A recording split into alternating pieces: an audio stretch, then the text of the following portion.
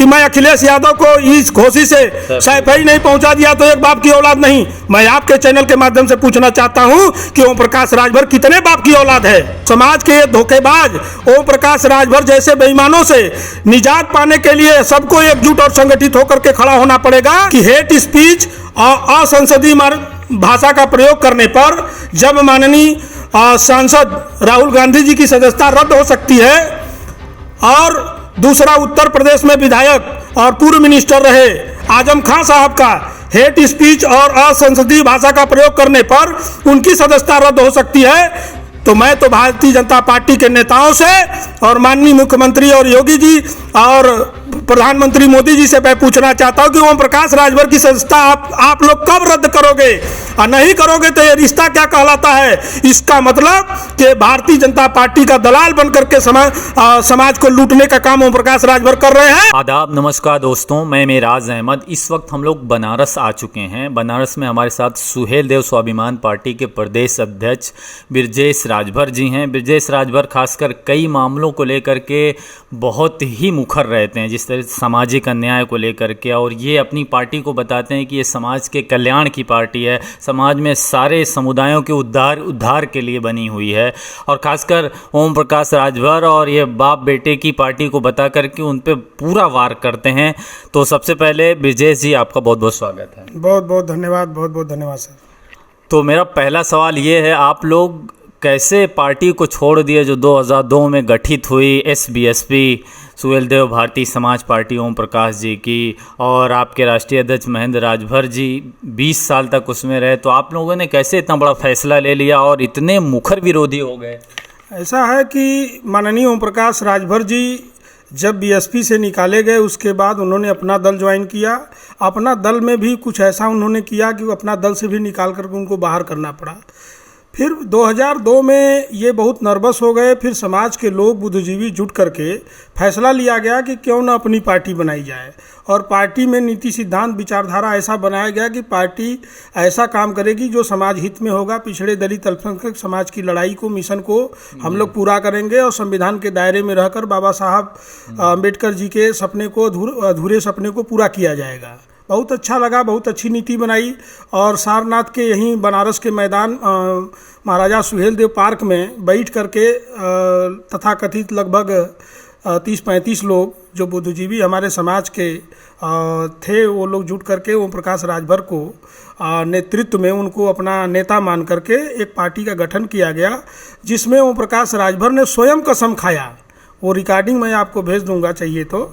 और मैं आपके चैनल के माध्यम से बताना चाहता हूँ कि ओम प्रकाश राजभर ने उसी सारनाथ प्रांगण में जब उन्होंने कसम खाया कि आजीवन मैं चुनाव नहीं लड़ूंगा, आजीवन मैं माला नहीं पहनूंगा, जब तक कि राजभर समाज को, पूरे दलित अल्पसंख्यक के साथ साथ राजभर समाज से मैं बिलोंग करता हूं, मैं समाज को जब तक हिस्सेदारी, आरक्षण, अधिकार नहीं दिलवा दूं, मैं समाज के लोगों को दरोगा, इंजीनियर, कलेक्टर, चपरासी न बना दूं, तब तक मैं दम नहीं लूंगा। और आप लोगों से निवेदन करता हूं कि आप लोग मेरा साथ दो। इसी उद्देश्य से समाज ने उनको साथ देना शुरू कर दिया और ये गतिविधि चलती रही, लड़ाइयाँ लड़ते रहे, भीड़ का हिस्सा समाज बनता रहा। वज्र गर्मी, वज्र जाड़ा, वज्र बरसात में हमारे समाज की बूढ़ी माँ, बूढ़े लोग, बूढ़े जो है कि समाज के लोग, नौजवान, महिला, तमाम ऐसे लोग जो उद्योगपति रहे और अच्छे अच्छे पढ़े लिखे नौजवान जो है, बहुत लोगों ने साथ देना शुरू कर दिया कि हमारा नेता एक ऐसा व्यक्ति है जो कि समाज को हिस्सा दिला देगा। और इनकी हर प्रोग्राम, रैली और कहीं न कहीं चंदा दे करके, भीड़ जुटा करके इनको ऐसा प्रोग्रामिंग किया, हमारा नेता अगर आगे बढ़ेगा, वो विधानसभा, लोकसभा चला जाएगा, तो वास्तव में हमारी हिस्सेदारी की वो लड़ाई लड़ेगा। आते आते ये भारतीय जनता पार्टी से इन्होंने गठबंधन कर लिया, समझौता हुआ, 8 सीटों पे इन्होंने समझौता भी कर लिया। और ऑन रिकॉर्ड है, पूरी दुनिया जान रही है, आप लोग देखे होंगे कि उस समय ओम प्रकाश राजभर जी ने 8 सीटों पे भारतीय जनता पार्टी से समझौता कर लिया। और समझौते के बाद केवल बाप पुत्र अपने चुनाव लड़े और सारे सीटों को बड़े बड़े माफियाओं को बेचने का काम किया, बड़े बड़े सौदागरों को बेचने का काम किया। अगर ये बात गलत है तो मैं आपके चैनल के माध्यम से ओम प्रकाश राजभर जी या उनके समर्थकों से मैं पूछना चाहता हूँ कि ये बताइए कि जब नीति सिद्धांत विचारधारा समाज को बढ़ाने के लिए बनाई गई तो इसमें इस देश के सौदागरों का और बड़े बड़े उद्योगपतियों को जो टिकट बेचा गया वो कितने दिन के पदाधिकारी थे, कितने दिन के हमारे पार्टी में उन्होंने काम किया था, क्या प्रेम था, क्या संबंध था कि आपने उनको टिकट दे दिया? क्यों नहीं अपने पदाधिकारियों को दिए, अपने समाज के लोगों को दिए?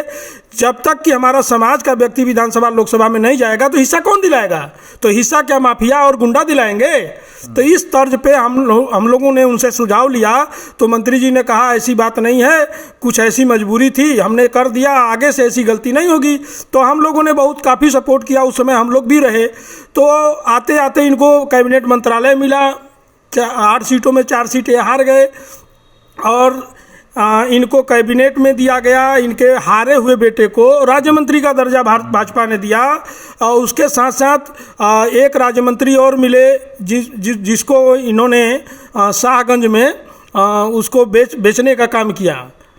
शाहगंज में हाँ, इनके एक बड़े नेता रहे, फाइनेंसर रहे, उनको बेचा गया, अजीत सिंह राणा।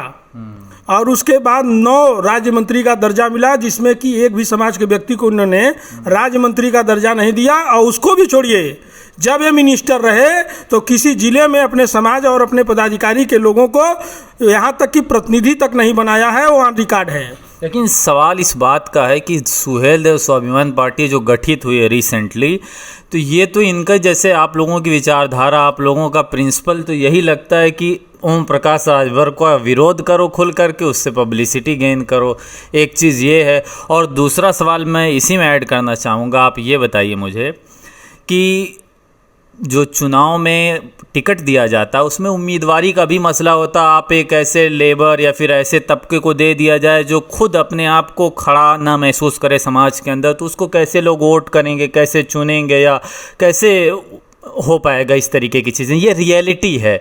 तो अगर आप इस पे कहना चाहेंगे। देखिए, ओम प्रकाश राजभर जी से हम लोगों का कोई ज़मीनी झगड़ा नहीं है। सुहेल देव स्वाभिमान पार्टी इसलिए बनाई गई कि वो रास्ते से भटक गए हैं, वो अपने नीति सिद्धांत विचारधारा से भटक गए हैं। मैं आपके चैनल के माध्यम से मैं बताना चाहता हूं कि हमारा कोई ज़मीनी विवाद नहीं है। आज भी ओम प्रकाश राजभर समाज की हिस्सेदारी की जो लड़ाई लड़ रहे थे, समाज को आरक्षण दिलाने की बात कहे, जातिवार जनगणना की बात कहे, वो महंगाई दूर कराने की बात कहे, वो जातिवार जनगणना की बात कहे, देश में शराबबंदी प्रदेश में बंद कराने की बात कही कि शराब से सबसे ज़्यादा नुकसान होता है, शराबबंदी हो जाए और महिलाओं को आरक्षण अधिकार मिल जाए, बेरोजगारों, किसानों, कमेरों को उनका हक मिल जाए। तो ये लड़ाई थी ना। ये लड़ाई अगर लड़ने के लिए उन्होंने भारतीय जनता पार्टी के साथ मंत्रालय छोड़ा तो उसी समय ओम प्रकाश राजभर ने कहा था कि मैं यही हिस्सा दिलाने के लिए मंत्रालय छोड़ दिया, भाजपा देने वाली नहीं है, और फिर भाजपा के खिलाफ बागी हो गए। तो भाजपा में जब उन्होंने कहा कि मैं जब तक मोदी और अमित शाह को गुजरात न पहुंचा दूं तो एक बाप की औलाद नहीं, यही ओम प्रकाश राजभर ने कहा, वो ऑन रिकॉर्ड है। उसके बाद उन्होंने कहा भाजपा डूबती हुई नाव है, भाजपा में लोडर रहते हैं, जो भाजपा में पिछड़े जाति के लोग जाके राजनीति करते हैं वो लोडर होते हैं, और मैं लीडर बनाने का काम करता हूं, मैं हिस्सेदारी की लड़ाई लड़ता हूं।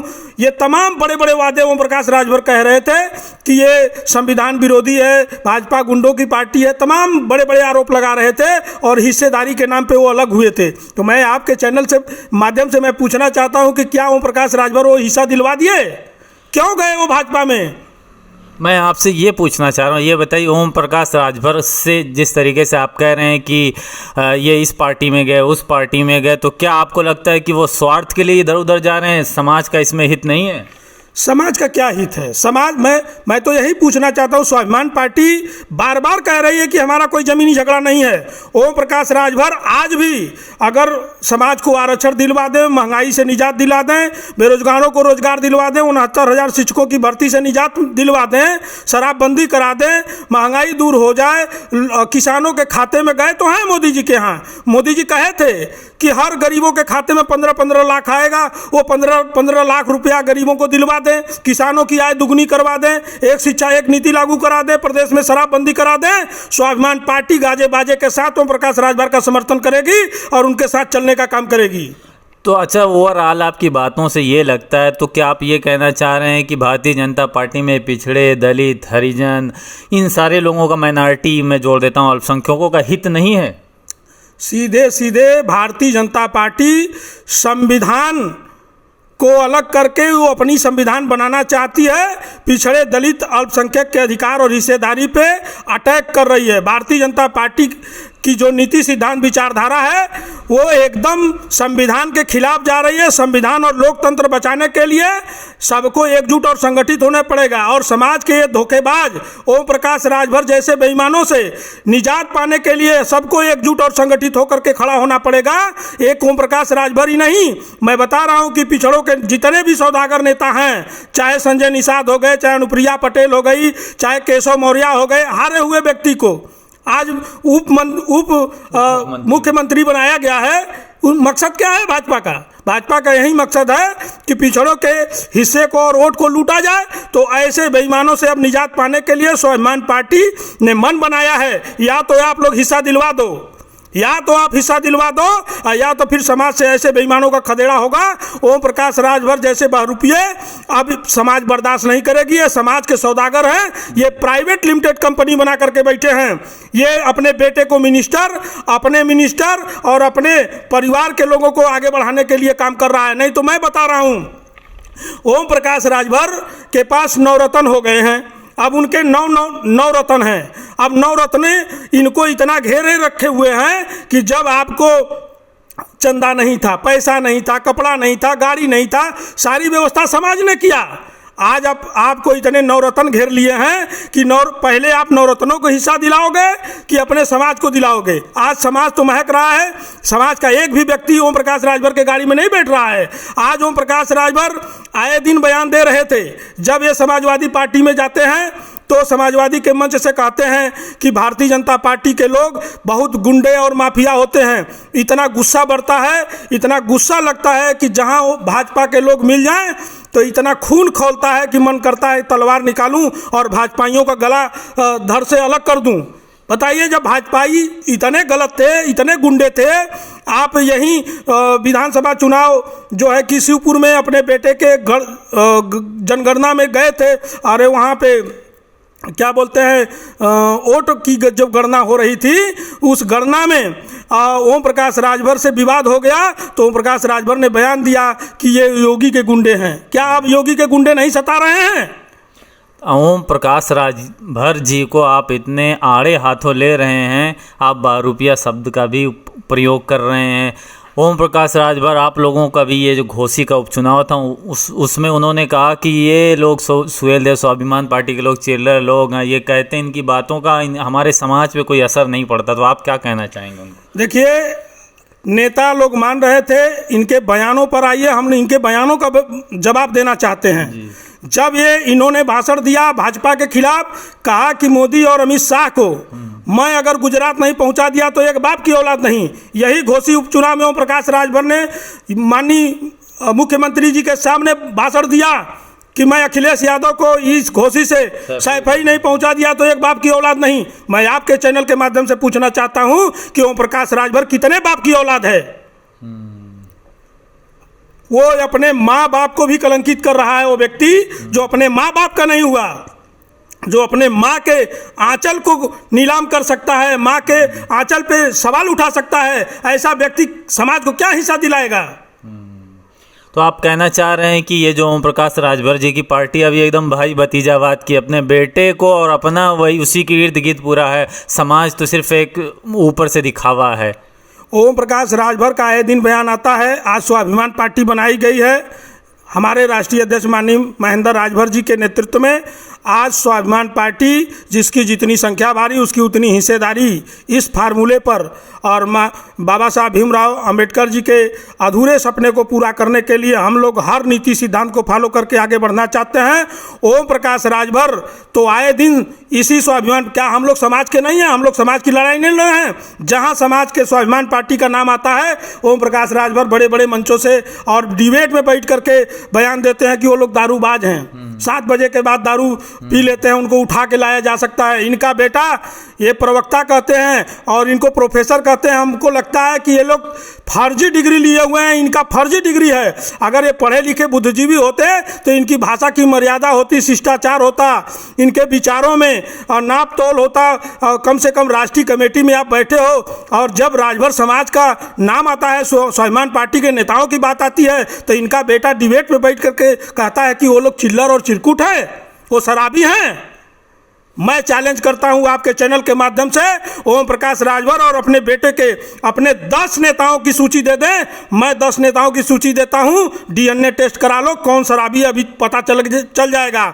और ओम प्रकाश राजभर का अभी एक नेता पकड़ा गया था घोसी उपचुनाव में गांजा बेचते हुए, 7.5 किलो गांजा के साथ तस्करी में पकड़ा गया। तो कौन शराबी है वो दुनिया देख रही है और चैनल के माध्यम से आप लोगों ने भी देखा होगा। जी, मैं ये पूछना चाह रहा हूँ कि ओम प्रकाश राजभर जिस तरीके से भारतीय जनता पार्टी ज्वाइन किए और उनको उम्मीद थी पूरी कि मंत्री पद में मिलेगा, क्या आपको लगता है मिलेगा? अभी 2 दिन पहले का बयान है, बेटे बोले कि एक नहीं 2 मंत्री पद मिलेगा मंत्रिमंडल में उत्तर प्रदेश के। बेशर्मी की भी हद होती है। अभी ओम प्रकाश राजभर अगले हफ्ते में गए थे बिहार में मीटिंग करने। वहाँ पर ये आदमी अपने आप को कहा कि मैं उत्तर प्रदेश का मिनिस्टर हूँ। मैं तो भाजपा के लोगों से, माननीय मोदी जी और योगी जी से पूछना चाहता हूँ कि देखिए आज जो भी स्थिति परिस्थिति है, आज इनके ऊपर तो इनके खिलाफ मुकदमा हो जाना चाहिए कि ये बेईमान अपने आप को मिनिस्टर बता रहा है। कौन सा मंत्रालय मिल गया, कौन सा विभाग मिल गया, या तो उसको उजागर करे या तो इसको जेल भेज दिया जाए। ये आदमी हेट स्पीच, मैं आपके चैनल से पूछना चाहता हूं माध्यम से कि हेट स्पीच और असंसदीय भाषा का प्रयोग करने पर जब माननीय सांसद राहुल गांधी जी की सदस्यता रद्द हो सकती है और दूसरा उत्तर प्रदेश में विधायक और पूर्व मिनिस्टर रहे आजम खान साहब का हेट स्पीच और असंसदीय भाषा का प्रयोग करने पर उनकी सदस्यता रद्द हो सकती है, तो मैं तो भारतीय जनता पार्टी के नेताओं से और माननीय मुख्यमंत्री और योगी जी और प्रधानमंत्री मोदी जी से मैं पूछना चाहता हूं कि ओम प्रकाश राजभर की सदस्यता आप लोग कब रद्द करोगे? और नहीं करोगे तो ये रिश्ता क्या कहलाता है? इसका मतलब कि भारतीय जनता पार्टी का दलाल बनकर के समाज को लूटने का काम ओम प्रकाश राजभर कर रहे हैं। नहीं तो उनका सैकड़ों रिकॉर्ड है कि ये भाजपा की मां बहन एक करने वाला व्यक्ति जब वो सब समाजवादी के मंच पर रहता है तो भारतीय जनता पार्टी ठाकुर ब्राह्मण देवी देवताओं को गाली देने का काम करता है। वो व्यक्ति जब भाजपा में चला जाता है तो सपा बसपा मुलायम सिंह, अखिलेश यादव, मायावती तमाम नेताओं को माँ बहन की गाली देता है। कभी किसी मंच से यादव को कहता है उनकी 12 बजे बुद्धि खुलती है। तो ये तो केवल जातियों में लड़ाने का काम कर रहा है। कभी वो हरिजन समाज से राजभर को लड़ाएगा, कभी ठाकुर ब्राह्मण को गाली देगा, कभी यादव को कहेगा वो शराबी हैं, कभी राजपूतों को कहेगा वो शराबी हैं। तो हमेशा वो अमर्यादित बयान ओम प्रकाश राजभर देता है। और आपके चैनल के माध्यम से मैं यही बार बार कहना चाहता हूं कि ओम प्रकाश राजभर की सदस्यता भाजपा कब रद्द करेगी और नहीं करेगी तो ये इसका मतलब कि भारतीय जनता पार्टी का ओम प्रकाश राजभर दलाल बनकर के समाज को ठगवाने और लूटने का काम कर रहा है। मैं ये पूछना चाह रहा हूँ, आप अपने सुहेलदेव स्वाभिमान पार्टी आपने बनाया है और इसमें तमाम सारी चीज़ों को लेके सामाजिक अन्याय को कह रहे हैं कि सर्व समाज का हम साथ लेके चलेंगे। आप तो सारी चीज़ें एडवोकेट कर रहे हैं, लेकिन यही पार्टी जब थोड़ा सा इस्टेब्लिश हो जाएगी, स्थापित हो जाएगी, तो फिर आप लोग भी वही काम करना चालू कर देंगे। इस तरीके का इतिहास रहा है, तो इस पर कैसे जनता विश्वास करेगी? इस पर हम लोग कहना चाहेंगे कि जिस तरह से ओम प्रकाश राजभर ने पार्टी बनाई, अब आप देख लीजिए, पार्टी का राष्ट्रीय अध्यक्ष ओम प्रकाश राजभर स्वयं, पार्टी में दूसरा कोई बड़ा पद होता है राष्ट्रीय प्रमुख महासचिव, उसमें उनका बड़ा बेटा, पार्टी में तीसरा कोई बड़ा पद होता है राष्ट्रीय प्रवक्ता राष्ट्रीय सचिव, वो उनका दूसरा बेटा अरुण राजभर, पार्टी में चौथा कोई सबसे महत्वपूर्ण पद होता है वो है राष्ट्रीय कोषाध्यक्ष, उसमें उनकी धर्मपत्नी, पार्टी के कोर कमेटी के सारे सदस्य उनके रिश्तेदार और उनका परिवार, कहाँ से हिस्सा दिलवा देगा? ये तो प्राइवेट लिमिटेड कंपनी है और सुहेल देव स्वाभिमान पार्टी बनाई गई है। ये पंचायती पार्टी हम लोगों ने बनाया है। पूरे पूर्वांचल के सारे जगह से हम लोग बुद्धिजीवी और अपने समाज के जितने भी और पिछड़े दलित अल्पसंख्यक समाज के जितने बुद्धिजीवी नेता हैं जो हिस्सेदारी की लड़ाई लड़ना चाहते हैं, मैं तो अपील करना चाहता हूं, आप आइए, आपका आह्वान करता हूं। हर 3 साल और 5 साल में हमारी गाइडलाइन है कि हम लोग कोर कमेटी का चुनाव करके, आज माननीय महेंद्र राजभर जी राष्ट्रीय अध्यक्ष हैं, तो अगला राष्ट्रीय अध्यक्ष हमारे पूर्वांचल के किसी भी जिले से हम लोग चुन करके जो पार्टी की अधिकार नीतियों को, सिद्धांत को आगे बढ़ाएगा, जो समाज की हिस्सेदारी दिलवाने का काम करेगा, हम उसको राष्ट्रीय अध्यक्ष चुन करके अगला राष्ट्रीय अध्यक्ष मनोनीत करेंगे। जी मेरा लास्ट सवाल आपसे ये है, आप सामाजिक अन्याय की बात करते हैं, आप महिलाओं की बात करते हैं, तो ये चीज़ें कब तक टिकी रहेंगी? अगर मैं कहूँ कि फिर ये कुछ वक्त बाद ख़त्म हो जाएंगी, जब आप स्थापित हो जाएंगे, तो इस पे आप क्या कहना चाहेंगे लास्ट? इस पे हमारा कहना यही है कि ये लड़ाई तब तक जारी रहेगी जब तक कि ये समाज को हिस्सेदारी न मिल जाए और ये नेताओं के भ्रम में नहीं पड़ना है जो अपने निजी लाभ, अपने निजी प्राइवेट लिमिटेड कंपनी के चक्कर में समाज के हिस्से का वो गर्त में डालने का काम कर रहे हैं। वो अपने हिस्से की मलाई काटने के लिए जाके भाजपा की गोद में बैठे हैं। और नहीं तो मैं चैलेंज करता हूँ, जिस दिन ये पूरा हिस्सा दिलवा दे, सुहेल देव स्वाभिमान पार्टी आपके साथ चलने का काम करेगी। हमारा कोई जमीनी विवाद न भारतीय जनता पार्टी से है, न ओम प्रकाश राजभर, न अनिल राजभर, न केशव मौर्य से है, न अनुप्रिया पटेल से, न संजय निषाद से है। लेकिन जिस बात को, जिस जिम्मेदारी को लेकर के आप लोग गए थे सदन में कि मैं जाकर के हिस्सेदारी की लड़ाई लड़ूंगा, आप लोगों ने सदन में न आरक्षण की बात की, न हिस्सेदारी की बात की, न अधिकार की बात की। आप लोग अपने बेटे को आगे बढ़ाने के लिए, सांसद विधायक बनाने के लिए, अपने मंत्रालय के लिए लड़ाई लड़ी है। ये लड़ाई स्वाभिमान पार्टी तब तक लड़ेगी जब तक ये हिस्सेदारी सुनिश्चित नहीं होगी।